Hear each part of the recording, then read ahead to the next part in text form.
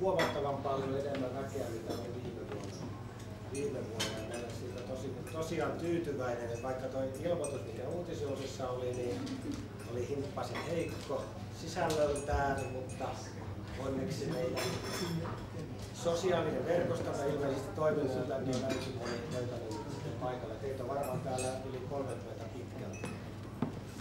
Tämä on hieno.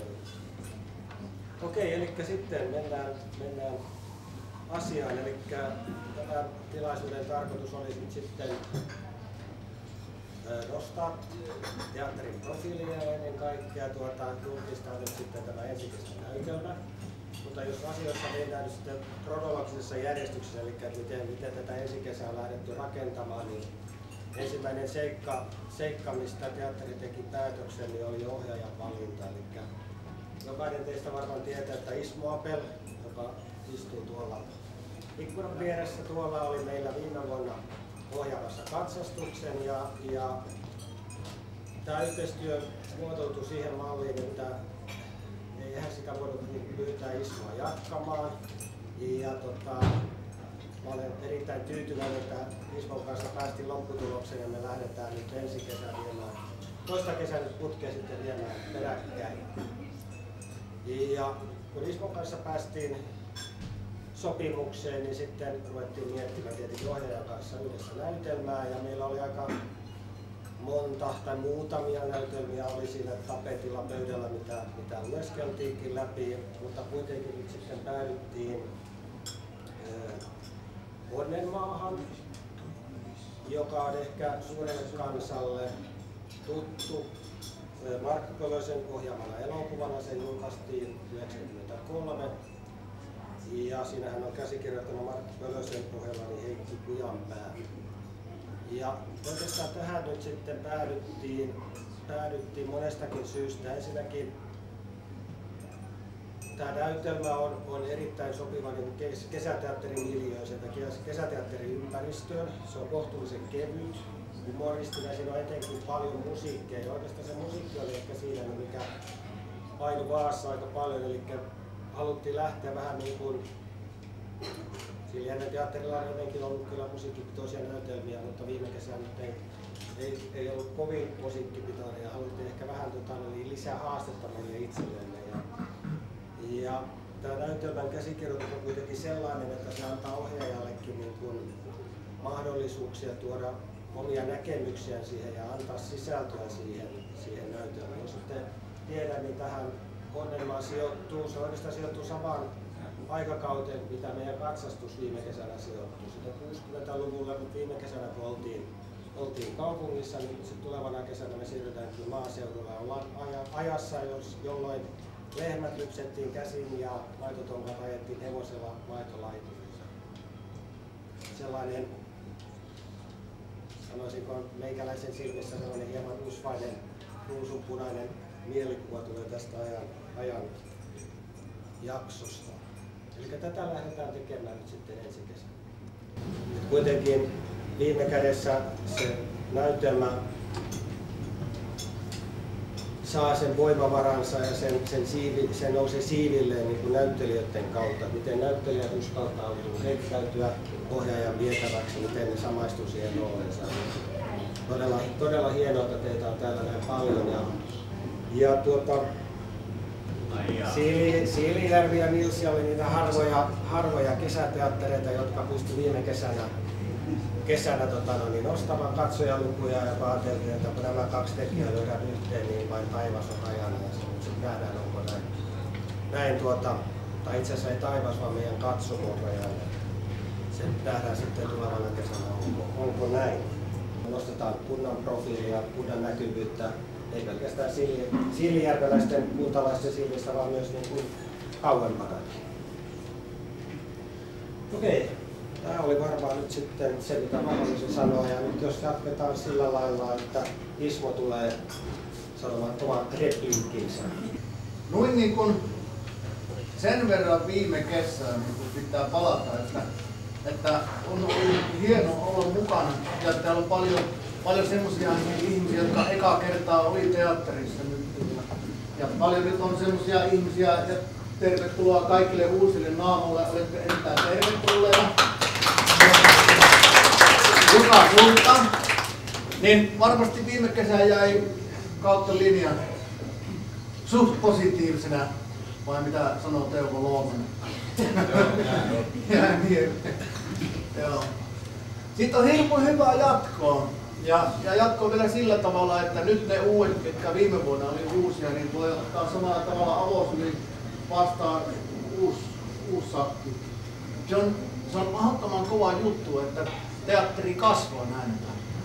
Se ei ole itsestäänselvyys. Moni niin kesäteatteria ja harrastelijaporukka näytöstelee. Harva on noin kovassa nousussa kuin siinä. Siitä teidän pitää olla ylpeitä itsestään. Se tyyli tai päätös siitä, mikä viime vuonna lähdettiin tekemään, että teemana on suomalainen elokuva, niin nimenomaan siltä pohjalta niin tuo Pölösen esikoisteos, eikä se taida olla suurin piirtein näistä elokuvista. Onko Antti näin? Kyllä. Joka minun mielestä on paras niistä. Sen jälkeenhän sen taso on Markulla laskenut ihan lehmän ääntä. Viimeisimmät tuotokset on ihan rikospoliisin asiaa. Puhun nyt ystävästäni, että ehkä lienee paikalla. Itse kritiikki, jota hän tällä hetkellä myös Facebookissa itse jakaa, että tuotokset katsottua on sitä mieltä, että paras ja tärkein ja herkin elokuva, mitä koskaan hän on tehnyt, on nimenomaan Onnettomaa. Ja siihen tavallaan meidän pitäisi niinku itsekin ajatella, että sillä oli intohimoa ja tarkkuutta ja syvää mukana, kun se niinku tavallaan kertoo omasta lapsuudesta. Se kertoo sen niinku syvälle. Ja se on se ainoa, millä me tämäkin suohan lentämään yhtä hienolla siivillä kuin se elokuva. Ja sitä hetkeä voi aikaa. Ei tehdä yhtään uutta sovitusta minun mielestä niin sen tunnelman ja sen elämän ja sen maailman ympärille, vaan tehdään just semmonen niin kuin se on. Mutta se on täynnä jopa enemmän huumoria ja komiikkaa kuin mitään alkuperäinen elokuva. Elokuvakerronta on elokuvakerrontaa, näyttämökerronta on näyttämää. Pitää muistaa, että teatteri on joku elementtinä hyvin erilainen kuin elokuva, mutta sitä voi näytellä samalla. Tuossa on hieno uutinen ja haluan sen vielä korostaa, että se, että kaupungin myötämielinen ajatus teatteria kohtaan, niin se on enemmän kuin 10 jänistä. Mutta esimerkkinä haluan sanoa sen, niin kuin mitä se voi parhaimmillaan kaupungin ja teatterin yhteistyö olla, niin kuin esimerkiksi Kiuruvedellä. Niin siellähän kaupunki lähti tukemaan myöskin erittäin voimakkaasti teatterin tekemistä. Ja sinne rakennetaan myöskin kesäteatteri. Niin 10 vuotta taaksepäin puhuttiin Maitopitäjästä. Ja nyt sitten Savon Sanomien pääkirjoituksessa nostetaan kulttuuripitäjäksi. Ja kaupunginjohtaja sanoi, että ei pysty rahalla ostamaan semmoista brändiä, kun puhutaan kulttuurista. Hienoa, että meillä on nuorisoa täällä näin paljon. Harvassa teatterissa on tulevaisuus turvattu ihan isommalla joukolla. Aplodit nuorisolle! Siellä on, tehdään elokuvasta toisin, niin on siinähän on tavallaan semmoinen puolikasvinen miehen kappale on piaosassa, mutta tässä me nostetaan piaossaan se pikkunen poika ja pikkunen tyttö. Se on itse asiassa, niin siitähän se elokuvakin oikeasti kertoo. Markku pienenä, mutta siinä sitten Koivulan perään jotenkin nostettiin jossain syystä niin pääosa. Mutta pojasta ja tytöstä, ne on kertojia tässä tarinassa, että teillä on hyvät piasikokkeet pitkin kevättä tässä. Ja kuka pääsee kuoriutumaan sieltä isoon rooliin. Tarvitaan, siellä on isoja tanssirytkettä ja on kylätapahtumia ja penskoja kylällä. Niitä on taas kyllä tarjolla. Viime kesänä suoriudutte kertassaan kyllä paljon mainiosti ympäri juosta. Jopa varastaa hienoja kohtauksia. Haluan vielä nostaa tässä vaiheessa sitten vielä taas Anttia, en nosta sitä, ei mitään. Vaan Tarja, joka nykyään on Aisa-pari monessa asiassa, on myöskin yhtiökumppanini nykyään. jotain ilman en tiedä mitään. Se on minun oikea ja vasen käsi ja peukalo. Niin on mukavaa, että olet mukana myöskin tässä. En lähtisi ilman. On mukava olla täällä mukana toista kesää. Viime kesä oli kovin antoisin. Niin. Mukava olla taas. Tarja on niinku tuottajamme. No sehän seisomaan. Mutta otetaan uudemmin. Osapuilleen tässäpä oli minulla niinku asiat. Ja tärkein juttu vielä se, kaikessa nyt mitä ensi kesänä tehdään. Niin kuin minä aikanaan sanoin, että tämä on nyt uusille tiedoksi silloin. Yleensä kun minä kerään työryhmään, minulle on tärkeintä se, että ihmiset tulee toimeen keskenään. Minä en siedä yhtään, että siellä on yhtään kukkoa tai kannua tai kukkaan nokkii kettä. Tämä on nyt uusi, kaikki muut jo tietää. Silloin myös on ihan hyvää niin kuin bändi tai jalkapallojoukkue. Ei sillä saa olla yhtään semmoista pukuhuoneessa, joka niin kuin tökkii tai kökkii toisiaan. Jokainen arvostaa toisiaan yhtä paljon. Ja on se semmoinen, että jos minä sitä näen, niin kyllä minä sen pistän ruotuun. Minusta se on hyvä, että ihmiset on tasa-arvoisia keskenään. Niin lavalla kuin lavan takana. Ja se on tärkeää. Ja sillä tavalla niin kuin löytyy hyvää työyhteisö ja sitten se yhteisöllisyys ja yhteishenki. Kun kaikki on niin kuin samalla viivalla. Täällä on niinku tittelit, täällä on jopa joukossa professoreita. Niin.